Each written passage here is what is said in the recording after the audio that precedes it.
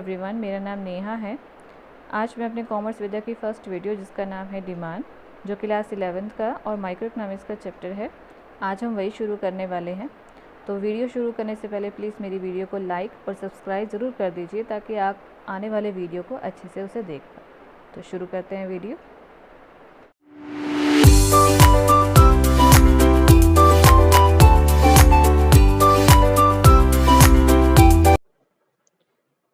तो सबसे पहले पढ़ते हैं कि डिमांड क्या चीज़ होती है। डिमांड का मतलब होता है कि नीड प्लस डिज़ायर। ठीक है, नीड प्लस डिज़ायर का मतलब है कि नीड मतलब ज़रूरत और डिज़ायर मतलब इच्छा। तो जब आपको किसी चीज़ की ज़रूरत होती है और जब किसी चीज़ की इच्छा होती है, जब ये दोनों चीज़ें मिल जाती हैं तो इसे हम डिमांड कहते हैं। जैसे कि मैं कहूँ कि अगर आपको कोई ऑनलाइन क्लास लेनी है, ठीक है, तो ऑनलाइन क्लास के लिए आपको फ़ोन रिक्वायरमेंट है, तो दैट मीन्स वो आपकी नीड है। ठीक है, तो वो आपकी एक नीड बन गई और फोन चलाना एक इच्छा भी होती है हर किसी की। ठीक है, तो ये डिजायर बन गया। दोनों चीजों को अगर मैं ऐड करके चलूं तो ये हमारी क्या बन जाती है, डिमांड बन जाती है।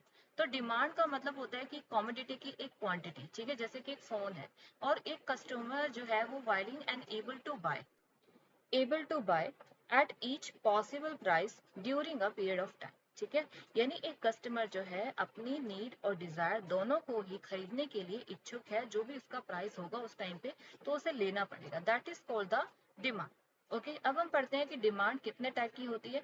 तो डिमांड है आपके पास दो टाइप की, एक होता है इंडिविजुअल और दूसरा होता है आपके पास मार्केट। ठीक है, अब दोनों नाम से ही जा रहे हैं, इंडिविजुअल मतलब सिर्फ एक, मार्केट मतलब एक से ज्यादा। ठीक है, इंडिविजुअल डिमांड पढ़ लेते हैं क्या चीज है। इसका मतलब देखो क्या होता है कि इसमें कमोडिटी जो है, क्वांटिटी जो है कमोडिटी की, वो एक कस्टमर खरीदेगा। ठीक है, एक कस्टमर खरीदेगा at possible price during a given period of time, कि इसमें एक ही इंसान की या एक कस्टमर की ही डिमांड रेफर करती है। और इसमें जो है कितने डिटरमिनेंट्स होते हैं वो भी इसमें पता है। सबसे पहले होता है कि price of the given commodity. Price का मतलब होता है कि हर फैक्टर जो है वो कांस्टेंट रहता है, लेकिन प्राइस पे डिपेंड करती है हमारी जो आपके पास कमोडिटी होती है, क्वांटिटी, वो हमारे प्राइस पे डिफर करती है। कि अगर आपका प्राइस बढ़ेगा, ठीक है, तो हमारी डिमांड जो है वो घटती है, या फिर अगर प्राइस घटता है, ठीक है, तो डिमांड भी क्या हो जाती है, बढ़ जाती है। यानी कि that is the inverse relationship of the price and commodity. Second is the price of the related goods. Related goods means क्या होता है कि गुड्स भी कई तरह के होते हैं। First is a substitute goods. Substitute goods का मतलब होता है कि ये ऐसा गुड्स होता है कि एक, अगर कोई चीज की डिमांड जो है या एक का प्राइस अगर बढ़ रहा है तो दूसरे की डिमांड जो है वो बढ़ जाती है। फॉर एग्जाम्पल कि अगर मैं कहूँ कि टी और कॉफी की बात है, ठीक है, टी एंड कॉफी की बात है, अगर मैं कहूँ कि टी की प्राइस बढ़ गया, ठीक है, टी का जो है प्राइस बढ़ गया, तो डिमांड किसकी बढ़ जाएगी, डिमांड कॉफी की बढ़ जाएगी।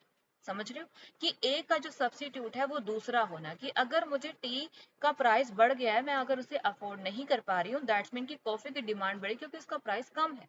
ठीक है, अगर मुझे ये पीने की इच्छा है तो मैं इसको ना पीकर ये पी लूंगी। ठीक है, चाहे टी पियो चाहे कॉफी, दोनों एक दूसरे के जो है वो गुड्स को सब्स्टिट्यूट कर रहे हैं, यानी कि एक की जगह दूसरा ले रहे हैं। ठीक है, यानी ये सब्स्टिट्यूट गुड्स वो गुड्स होते हैं जो एक गुड्स की जगह दूसरा गुड्स ले लेता है। कि अगर टी का प्राइस बढ़ गया तो डिमांड किसकी बढ़ जाती है, कॉफी की बढ़ जाती है। ठीक है, दूसरा जो हमारा गुड्स होता है वो होता है हमारा कॉम्प्लीमेंट्री गुड्स। कॉम्प्लीमेंट्री गुड्स का मतलब होता है कि एक गुड्स की वैल्यू दूसरा पूरी करता है। फॉर एग्जाम्पल जैसे मैं कहूँ कार एंड पेट्रोल। अगर मैंने कार खरीदी है, कार को परचेज किया है, ठीक है, तो पेट्रोल का प्राइस कितना भी हो तो मैं परचेज करूंगी ना उसको। तो दैट्स मीन कि अगर मेरा कार का है और पेट्रोल का है, तो कार को अगर मैंने खरीदा है तो पेट्रोल की डिमांड या पेट्रोल के जो प्राइस है कितना भी हो तो मेरे को डिफर नहीं करता है, मुझे उसे खरीदना ही पड़ेगा। ठीक है, तो सेकंड थर्ड नंबर पे है हमारा income of the consumer. Income of the consumer यानी कंज्यूमर की इनकम पे डिपेंड करता है कि हमारा जो गुड्स है, हमारी जो गुड्स की डिमांड है वो बढ़ेगी या फिर घटेगी। ठीक है, इनकम जितनी आपकी ज्यादा होगी, ठीक है, डिमांड उतनी ही आपकी ज्यादा होगी। ठीक है, अगर इनकम आपका घट गया यानी इनकम ही नहीं है तो डिमांड आपकी क्या हो जाती है, लेस हो जाती है। ठीक है, तो इंडिविजुअल डिमांड्स में जो है एक कस्टमर के ऊपर क्या क्या इफेक्ट्स पड़ते हैं ये चीजें बताई जा रही हैं, कि एक कस्टमर क्या क्या चीजें सोचकर अपनी डिमांड को घटाता है या फिर बढ़ाता है। फोर्थ नंबर पे आता है taste and preference. Taste and preference में अगर मैं कंज्यूमर की टेस्ट प्रेफरेंस की बात करूं, तो अगर अगर कोई चीज आपकी आउट ऑफ फैशन है या फैशन में है, ठीक है, अब मान लो कि कोई भी फैशन की चीज है, फैशन में आ गई है, चाहे वो क्लॉथ्स की बात हो, चाहे वो किसी भी चीज की बात हो, चाहे वो फुटवेयर की बात हो, अगर कोई चीज फैशन में आ चुकी है, चाहे उसका प्राइस कितना भी हो, तो मैं डिमांड तो करूंगी।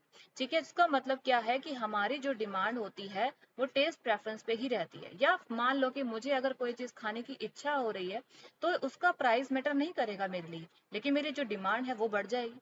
ठीक है, तो डिमांड मेरी बढ़ रही है किसको लेके? Taste and preference. अगर कोई चीज आउट ऑफ फैशन हो जाए तो क्या मेरी डिमांड बढ़ेगी? नहीं बढ़ेगी, चाहे उसका प्राइस कितना भी लो हो चुका हो, लेकिन मैं उसे फिर भी नहीं खरीदूंगी। ठीक है, तो कंज्यूमर उन्हीं चीजों को प्रेफर करता है जो एक्चुअली टेस्ट एंड प्रेफरेंस में आ रही होती है। ठीक है, नेक्स्ट होता है कि expectation of change in the price of future. ठीक है, एक्सपेक्टेशन का मतलब है कि एक्सपेक्ट करना इन फ्यूचर में उसका प्राइस बढ़ रहा है या फिर घट रहा है। अगर मैं कहूँ कि एसी का जो है फ्यूचर में प्राइस बहुत ज्यादा हो जाएगा, ठीक है, जैसे मान लो कि अभी कौन सा सीजन चल रहा है, अभी समर का सीजन चल रहा है, समर में एसी के प्राइसेस काफी ज्यादा होते हैं क्योंकि यहाँ पर डिमांड भी ज्यादा होती है। लेकिन अगर मैं ये मानकर चलूं कि एक्सपेक्टेशन है कि मेरे फ्यूचर में एसी की प्राइस बढ़ जाएंगे, तो मैं क्या करूंगी? ऑफ सीजन में उसे खरीद कर रख लूंगी। यही करूंगी ना, तो मेरी डिमांड कब बढ़ेगी? जब ऑफ सीजन ज्यादा हो जाएगा। ठीक है, तो change in price in future का मतलब है कि अगर फ्यूचर में आपको लगता है कि उसके प्राइस बढ़ जाएंगे, तो डिमांड भी मेरी अभी बढ़ जाएगी। ठीक है, और अगर लगता है कि फ्यूचर में आपके प्राइस उसके घट जाएंगे, तो मैं डिमांड को पोस्टपोन कर दूंगी। इन द फ्यूचर में उसकी डिमांड को कम कर सकती हूँ। ठीक है, नेक्स्ट होता है आपके पास मार्केट डिमांड। अभी आपने पढ़ा इंडिविजुअल डिमांड। इंडिविजुअल डिमांड में जो है एक कस्टमर के ऊपर क्या क्या चीजें आती हैं, क्या क्या सोच कर वो डिमांड करता है, ये सारे डिटर्मिनेंट्स थे उसके। अब आते हैं मार्केट डिमांड पे। तो मार्केट का मतलब क्या होता है कि एक से ज्यादा ही कस्टमर होंगे। ठीक है, इंडिविजुअल डिमांड में सिर्फ एक बंदा कस्टमर है और उसका सिर्फ एक ही डिमांड हो रही है। लेकिन मार्केट में क्या होता है? एक से ज्यादा कस्टमर होते हैं, यानी कि जो भी जितने भी कस्टमर आएंगे मार्केट में, यानी all the customer are willing and able to buy. ठीक है, यानी बहुत सारे कस्टमर्स होते हैं जो एक टाइम पे एक चीज को लेने के लिए डिमांड करते हैं। ठीक है, अब वो डिमांड किस तरह से मार्केट डिमांड में आती है?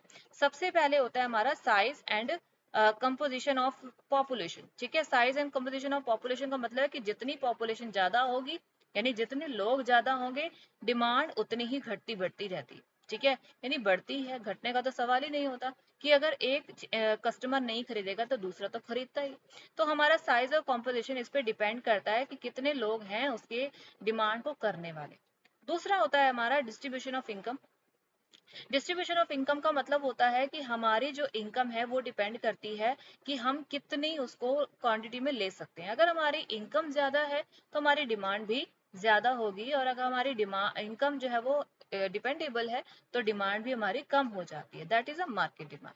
ठीक है, सीजन एंड वेदर, वो तो आपको पता ही है। सीजन वेदर का मतलब कि सीजन के अकॉर्डिंग हमारी डिमांड होती है कि अगर किस चीज का सीजन चल रहा है उस सीजन के अकॉर्डिंग, चाहे वो फेस्टिवल है, फेस्टिवल सीजन में आपकी डिमांड अलग हो जाती है, समर में डिमांड अलग होती है, या फिर विंटर में डिमांड हर चीज की अलग होती है। तो चाहे फिर प्राइस हो कितना भी हो, हम उसे परचेज करके चलते ही हैं। ठीक है, तो ये हमारी मार्केट डिमांड होती है जिसके 3 कॉम्पोजिशन होते हैं। जिसने मेरी वीडियो को सब्सक्राइब नहीं किया प्लीज़ सब्सक्राइब कर दीजिए और लाइक कर दीजिए। मिलते हैं नेक्स्ट पार्ट में, तब तक के लिए बाय।